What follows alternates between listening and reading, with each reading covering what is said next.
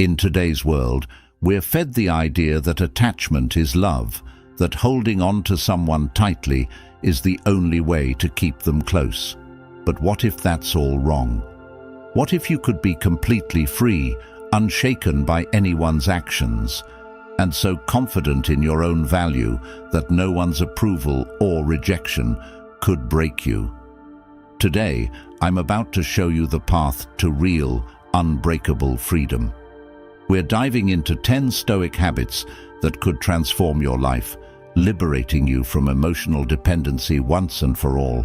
And there's a bonus rule for those who stick with me to the end. Let's break free from everything that's holding you down.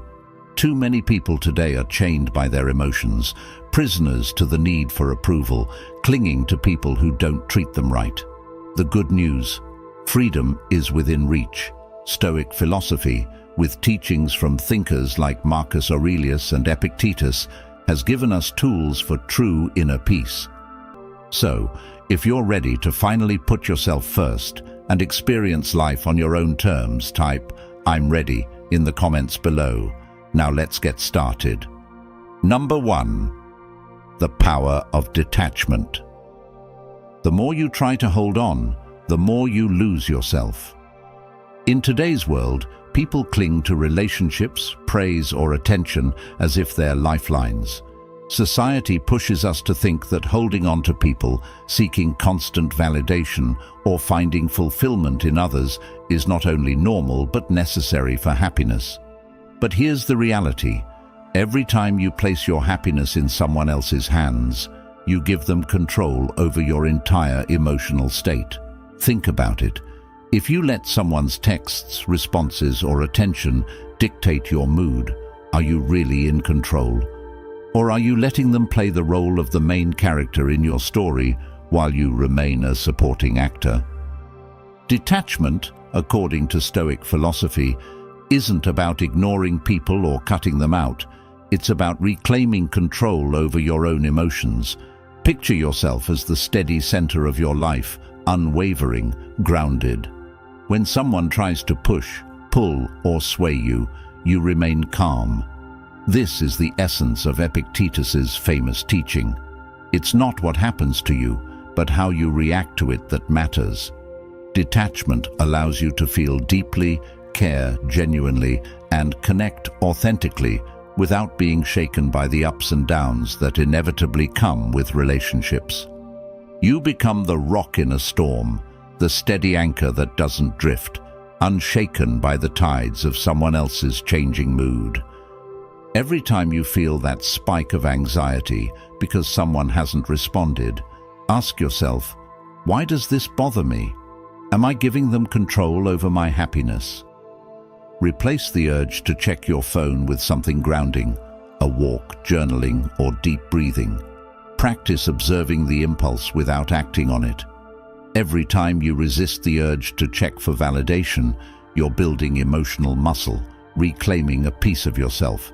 Think of it as choosing peace over dependence, fulfillment over fleeting approval. Start small, with one unreturned text, one unmade call. Over time, these moments lose their power, and you gain yours back. Number 2. Understanding attachment. This is one of the hardest truths to accept, yet one of the most liberating. Society loves to romanticize attachment, to make us think that needing someone intensely is an expression of love, a way of showing devotion. But what if it's actually a prison? Attachment is born out of fear, the fear of losing someone, of being alone, of not being enough without someone else validating you. We often confuse attachment with affection, but real love doesn't need to cling. Real love flows freely, while attachment chains us down. Seneca said, "Wealth consists not in having great possessions, but in having few wants."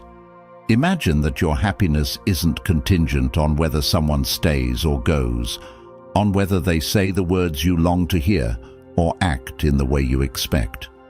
Imagine a world where you could care without needing, give without expecting, love without losing yourself. This is the freedom that detachment offers. When you stop wanting others to fill your gaps, you're no longer vulnerable to the highs and lows of other people's choices. You free yourself, knowing that your worth is untouched by the presence or absence of others. Every time you feel that familiar urge to reach out for reassurance, ask yourself, what am I hoping to receive from them that I can give to myself? Is it validation, a sense of worth, approval?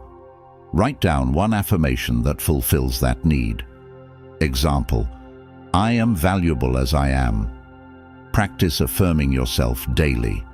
Over time, you'll discover that the power of attachment begins to loosen. You don't need others to validate your worth when you understand that it's already there. Number 3. The illusion of control. One of the biggest traps in life is the belief that we can control others' actions, thoughts, and feelings. We think, if only I do this, they'll finally love me, or if I'm just a bit more like that, they'll stay. But here's the reality. Control is an illusion. Trying to control how others see you, how they react, or whether they stay or go, is like holding sand in your fist. The harder you squeeze, the more it slips away. Relationships don't work by control. They thrive in freedom. Control may feel safe, but it's actually an exhausting path to constant worry and frustration. Marcus Aurelius, the Stoic emperor, tells us, "You have power over your mind, not outside events. Realize this, and you will find strength." Recognizing this can be a tough pill to swallow, but it's also incredibly liberating. When you let go of the need to control, you regain the power over your own emotional well-being. This doesn't mean you stop caring. It means you care in a way that doesn't depend on someone else's unpredictable behavior. It's choosing to be okay, regardless of what others do. The next time you find yourself strategizing how to get someone's attention or approval, take a step back. Recognize this for what it is, an attempt to control an outcome that's not yours to control. Instead, focus on what you can influence, your thoughts, your actions, and your self-perception. If they don't text back, remind yourself that you're still valuable. Decide not to let someone else's response dictate your peace. By doing this, you reclaim your power from the illusion of control. Number 4. Detachment in practice. Picture holding onto a rope with all your strength, your hands sore and red from the strain. Every part of you thinks, if I let go, I'll fall. But here's the truth. Letting go is often the only way to find balance. Detachment isn't about giving up. It's about choosing freedom over suffering. It's realizing that the pain of holding on is far greater than the discomfort of letting go. Detachment doesn't make you cold or indifferent. It makes you unshakable. It's about understanding that you don't need anyone else to complete you. You are already whole. When you detach, you become someone who can love fully without losing yourself, who can give without expecting anything in return, who can care without letting it consume you. You are free to connect, to be vulnerable, without chaining your happiness to someone else's presence. This is the true meaning of strength, not the ability to hold on, but the courage to let go. Identify one area in your life where you're holding on too tightly.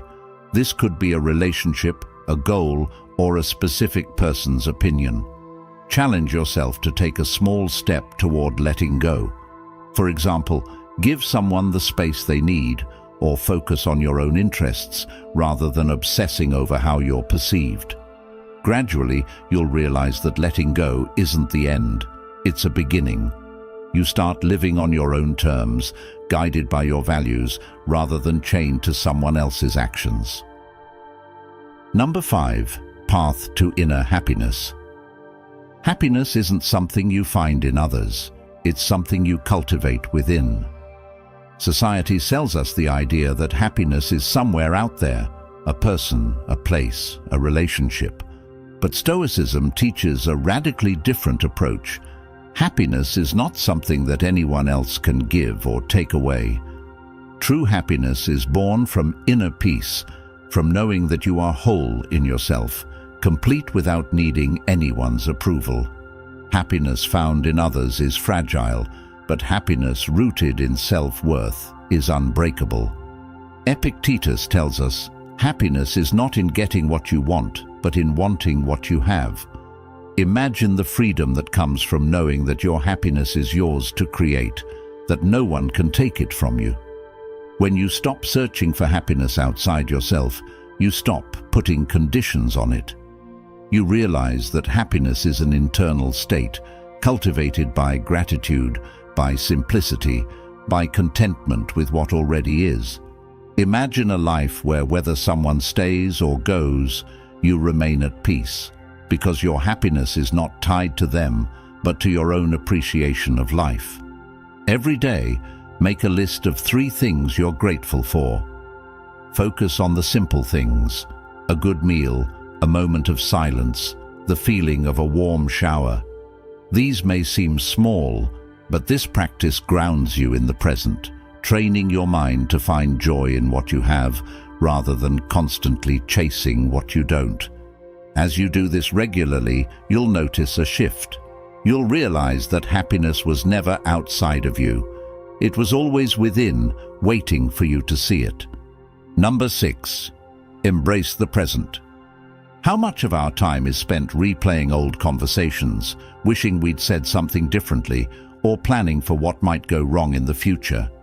The reality is, the only place we have power is in the present moment.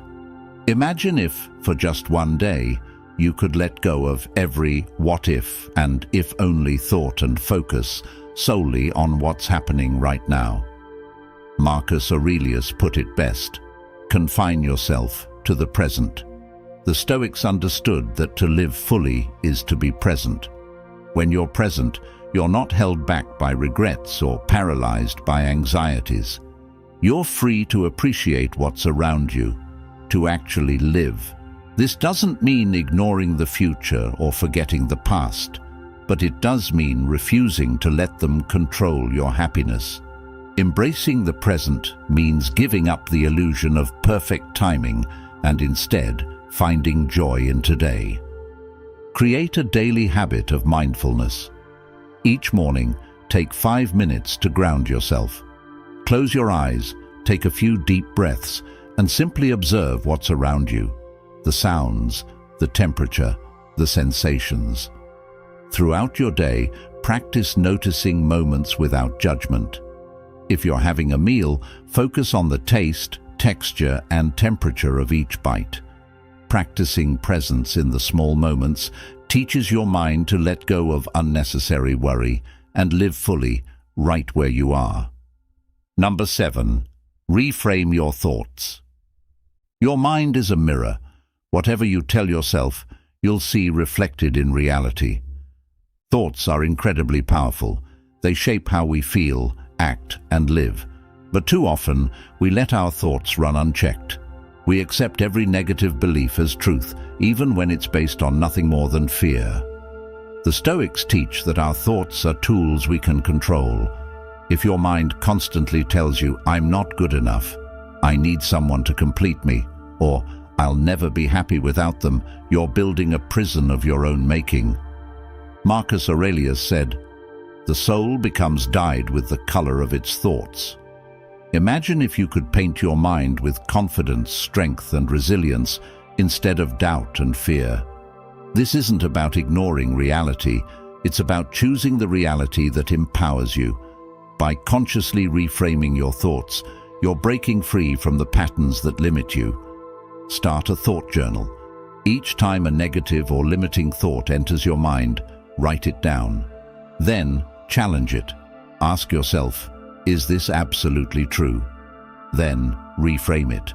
For example, if you wrote, "I need them to feel whole," reframe it as, "I am complete as I am." Practice this daily. Over time, your mind will start to lean toward empowering thoughts naturally, and you'll experience a shift in how you view yourself and others. Number 8. Set healthy boundaries. Boundaries are the limits we set to protect our peace. Many of us fear setting boundaries because we're afraid of pushing people away, of being seen as selfish or cold. But the reality is, boundaries are a way to honor ourselves and our energy. Imagine you're a house with an open door. People come in and out whenever they want, and over time, your space becomes cluttered, loud, and overwhelming. Boundaries are like the door lock. They're not meant to keep everyone out, but to ensure that only those who respect you are invited in. When you set boundaries, you're showing the world that you respect yourself, and you're teaching others to do the same. Saying no when something feels wrong isn't rejection. It's a powerful affirmation that your peace and energy matter. Think about this. Every yes you give to someone else is a no you give to yourself. So, where will you draw the line? Begin by identifying one boundary you need to establish, whether it's time for yourself, limiting communication with someone, or deciding when you're available to help others. Practice setting this boundary with kindness but firmness. For example, if you need time to recharge, you might say, "I appreciate you reaching out, but I'll be available after 7 p.m.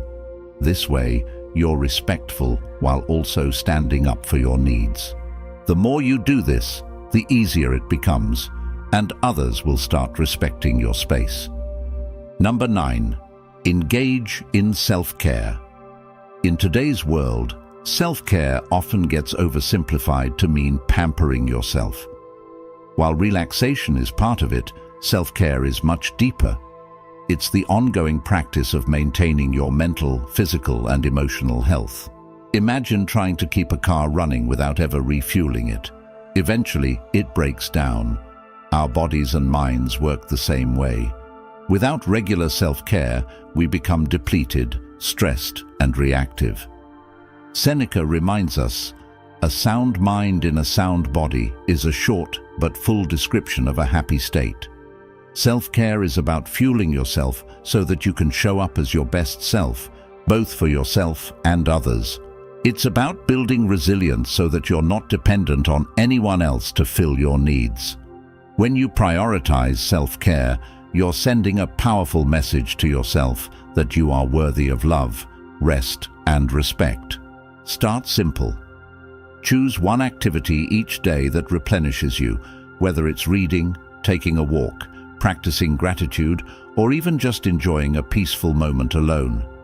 Schedule it like an appointment with yourself and protect it fiercely. Over time, these small acts of self-care will add up, and you'll feel less inclined to seek validation or fulfillment outside of yourself. You'll become your own source of peace and energy. Number 10. Practice gratitude. Gratitude shifts our focus from what we lack to what we have. In a world that's constantly telling us we need more love, more success, more things, it's easy to feel like we're never enough. But here's the truth. Gratitude is the antidote to this endless cycle of dissatisfaction. When you practice gratitude, you're training your mind to see abundance instead of scarcity. You're choosing to see the beauty in what already exists. Epictetus teaches, "Do not spoil what you have by desiring what you have not." Imagine if instead of focusing on what's missing, you focused on what's present. Gratitude doesn't ignore challenges, it reframes them. Instead of seeing a lack, it sees potential. It's a mindset that says, "I already have enough, and I am enough." When you start practicing gratitude, you'll find that you're not as dependent on others for happiness because you're already complete in yourself. Each evening, list 3 things you're grateful for that happened that day. They can be small: a warm shower, a good conversation, or a favorite song. The goal isn't to make grand gestures, but to shift your focus to the present abundance in your life. With time, this habit will strengthen your resilience and help you see the world and yourself with more compassion. If you've made it this far, congratulations, you're already ahead of 99% of people out there. And you have proved to be a true Stoic, someone who seeks depth in wisdom and understanding. And here is an extra bonus tip just for you. Bonus number 11. Embrace change as growth. The only constant in life is change. Change is one of the hardest things for us to accept, yet it's inevitable. We often resist it because it feels safer to hold on to the familiar, even if it's not what's best for us. But here's a radical truth. The more you welcome change, the more you grow. Each new experience, every transition, every ending and beginning is a chance to expand and become stronger. Seneca said, "Every new beginning comes from some other beginning's end." Change isn't a loss, it's an opportunity. Imagine seeing change as a door opening rather than one closing.